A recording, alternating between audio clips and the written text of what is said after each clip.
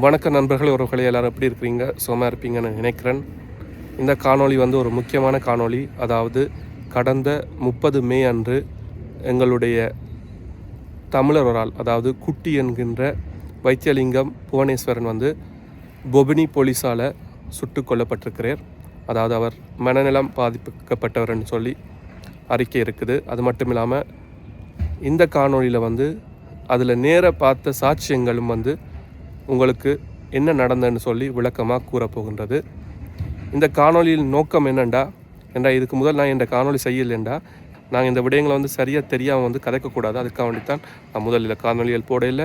இது உண்மையாக ஒரு அநியாயமான ஒரு எந்த இதில் பார்க்கல அநியாயமான ஒரு நோயாளியை, ஒரு மனநோயாளி என்று சொன்னால் உண்மையில் ஒரு 5 வருஷம் 10 வருஷம் ஆண்டு இல்லை, அவருக்கு ஒரு மனநோய். நான் தூரத்தில் இருந்தபடியே அவற்றை விஷயங்கள் அறியலாம் இருந்தது.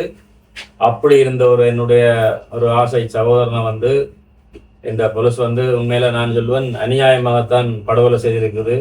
ஏனென்றா எத்தனையோ வழிமுறைகள் இருக்குது, எத்தனையோ தற்காப்பு அல்லது ஆரம்பகட்ட விஷயங்கள் அந்த போலீஸால செய்திருக்கலாம். அதை செய்யாம நேரடியாக அவற்றை நெஞ்சில துப்பாக்கியால சுட்டு பலி எடுத்திருக்கணும். Sachez que la famille et la communauté tamoule et balbinienne ont tout mon soutien dans cette démarche. Je m'inscris à vos côtés pour faire valoir ces droits, parce que ce que vous demandez, ce sont simplement des droits. Encore une fois, toutes mes condoléances à la famille, et je souhaite que Pucci repose en paix. இந்த காணொலியின் முக்கிய நோக்கம் வார 14ஆம் தேதி ஞாயிற்றுக்கிழமை அன்றைக்கு பொபினியில் அமைதி போராட்டம் நடத்த போகிறோம். அந்த அமைதி போராட்டத்தில் நீங்கள் கலந்து கொண்டு உங்களுடைய ஆதரவை வழங்கணும்னு சொல்லி வேண்டி கேட்டுக்கொள்கின்றேன். ஏனெண்டா இதை மாதிரி இன்னொரு விடயம் தமிழர்களுக்கு இங்கே நடக்கக்கூடாது. அது மட்டும் இல்லாமல் நீங்கள் இதை பகிர்ந்து கொள்ளுங்கள்.